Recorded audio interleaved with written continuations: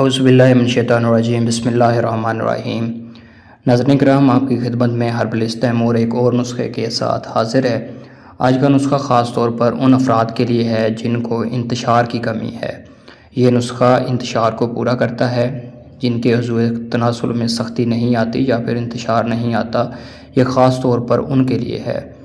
اور یہ نسخہ جو ہے انتشار کو پورا کرنے کے ساتھ ساتھ انسان کے پٹھوں کو طاقت دیتا ہے، جسمانی دردوں سے نجات دلاتا ہے، اور وہ افراد جو عورت کے قابل نہیں رہے ہیں ان کے لیے یہ بہت زیادہ فائدہ مند ہے۔ یہ نسخہ آپ نے انہی لوگوں کو استعمال کروانا ہے جن کا مزاج اعصابی ہو یا عضلاتی ہو۔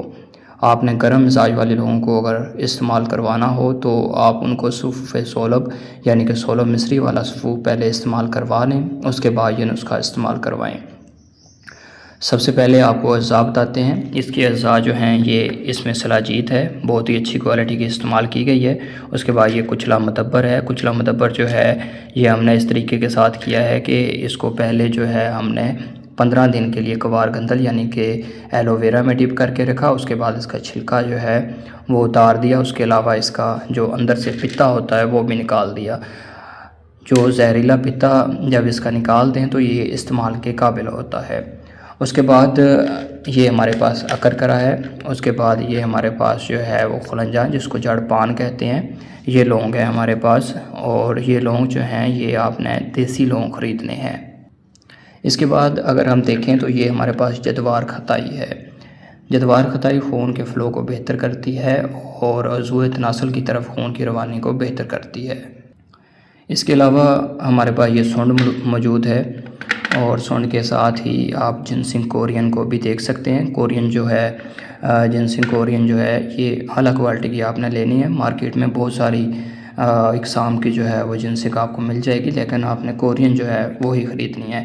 اس کے علاوہ جو مین چیز ہے وہ آپ دیکھ سکتے ہیں، یہاں پہ زعفران موجود ہے، خراطین موجود ہے۔ خراطین جو ہے وہ آپ نے اسی طرح نہیں ڈالنے، اگر آپ اسی طرح ڈالیں گے تو اس کے بال سے جو ہیں وہ آ جاتے ہیں، اس سے آپ کو کیپسول بھرنا بھی مشکل ہو جائیں گے۔ اگر گولی بنانی ہے تو وہ بھی اتنی اچھی نہیں بنے گی، تو آپ نے اس کو توے پر بریاں کر کے پھر استعمال کرنا ہے، پھر اسی لیے جو ہیں یہ بالکل باریک ہو جائیں گی۔ اس کے بعد یہ کشتہ فولاد ہے، یہ بھی خود کا تیار کرتا ہے۔ اور اس کے علاوہ جو سب سے مین آئٹم ہے وہ ہمارے پاس ہے شنگرف۔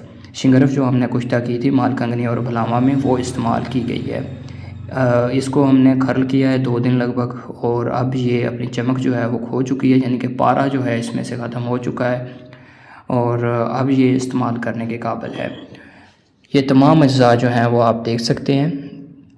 ان تمام اجزاء کو آپ نے بالکل باریک پیس لینا ہے، اور اگر مریض کی عمر جو ہے وہ 50 سال سے اوپر ہے تو آپ نے اس کو 500 ملی گرام کا کیپسول صبح اور شام کھانے کے بعد ہمراہ دودھ استعمال کروانا ہے۔ دودھ جو ہے اس میں لازمی عنصر ہے، اگر دودھ میں گھی ملا لیں تو زیادہ بہتر ہے۔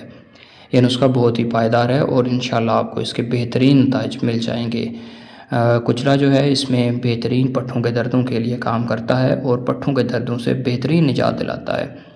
جسمانی جتنے بھی درد ہیں ان کو جو ہے اس سے نجات مل جاتی ہے۔ اس کے علاوہ باقی اجزاء جو ہیں وہ خون کو پتلا کرنے کے لیے اور اس کے علاوہ خون کی روانی کو بہتر کرنے کے لیے اپنا ثانی نہیں رکھتے۔ یہ تمام اجزاء 1-1 تولہ ہیں، اور اس میں نے کچلا مدبر جو ہے یہ 2 تولہ استعمال کیا ہے، اور خراطین جو ہے وہ 1 تولہ استعمال کیا ہے، اور زعفران 5 گرام استعمال کیے۔ باقی سارے اجزاء جو ہیں وہ 1-1 تولہ استعمال کیے ہیں۔ امید ہے کہ آپ کو نسخہ پسند آیا ہوگا، آپ خود بھی اسے بنا سکتے ہیں۔ اور اناڑی لوگ جو ہیں یہ شنگرف جو ہے وہ استعمال نہ کریں، اس میں پارا ہوتا ہے، پارا جو ہے اگر نہ ختم ہو اس میں سے تو یہ نقصان دیتا ہے۔ اور اس کے علاوہ یہ غیر طبیب حضرات جو ہے وہ خود سے بنا کر استعمال نہ کریں، کیونکہ یہ انتہائی محرک نسخہ ہے اور گرم مزاج والے لوگوں کے لیے فائدہ مند نہیں ہے۔ اگر ان کو دینا ہے تو ان کے لیے جو ہے سب سے پہلے ان کو مغلظ منی نسخہ استعمال کرنا پڑے گا، اس کے بعد ہی یہ فائدہ دے گا۔ آپ خود بھی بنا سکتے ہیں، دیے گئے ہمارے نمبر پر رابطہ کر کے ہم سے بھی منگوا سکتے ہیں۔ جزاک اللہ خیر۔ جی تو ویورز، ہم نے اس نسخے پہ بہت زیادہ محنت کی ہے۔ ہم نے اس کی کیپسول بھرنے کے بجائے اس کی گولیاں بنائی ہیں۔ تو سب سے پہلے ہم نے زعفران کو جو ہے وہ کھرل میں ڈال کے اس کے اندر تھوڑا سا عرق گلاب ڈال کے یا پھر سادہ پانی ڈال کے اس کو اچھے سے کھرل کیا ہے۔ تاکہ یہ بالکل باریک ہو جائے، اس میں سے تمام ریشے جو ہیں اس کے ڈیزولو ہو جائیں اور سارے کے سارے ریشے جو ہیں وہ یکدم بالکل ایک پیسٹ بن جائے۔ اس کے بعد یہ بالکل جب پیسٹ بن جائے گا تب ہم اس میں جو ہمارا کشتہ شنگرف ہے وہ ڈال کے اس کو کھرل کریں گے، پھر کشتہ فلار ڈال کے اس کو کھرل کریں گے۔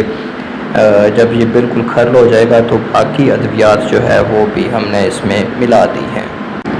باقی ادویات ملانے کے بعد ہم نے ایک دن جو ہے مسلسل اس کی تقریباً کھرلائی کی ہے، یعنی کہ اس کو اچھی طرح سے کھرل کر کے یکجان کر لیا ہے۔ اس کے بعد ہم نے دیسی انڈے کی زردیاں جو ہے وہ اس میں ملانی ہیں۔ میں نے دیسی انڈے کی زردیاں جو ہے وہ بڑی مشکل سے ڈھونڈی ہے یہاں سے۔ اس کے بعد ہم نے اس کی سفیدی کو الگ کر لینا ہے اور زردیاں جو ہے وہ الگ کر لینی ہیں۔ تقریباً 7-8 انڈوں کی زردیاں جو ہے اس میں ملا کے ہم نے اچھی طرح سے اس کو کھرل کرنا ہے۔ میں نے اس میں زردیاں جو ہے وہ نکال کے اسپیشلی اس میں ملا دی ہیں۔ اب ملانے کے بعد ہم اس کو اتنا کھرل کریں گے کہ یہ بالکل پیسٹ جو ہے وہ بن جائے ہمارے پاس، اور یہ پیسٹ جو ہے گولی بنانے کے قابل ہو جائے۔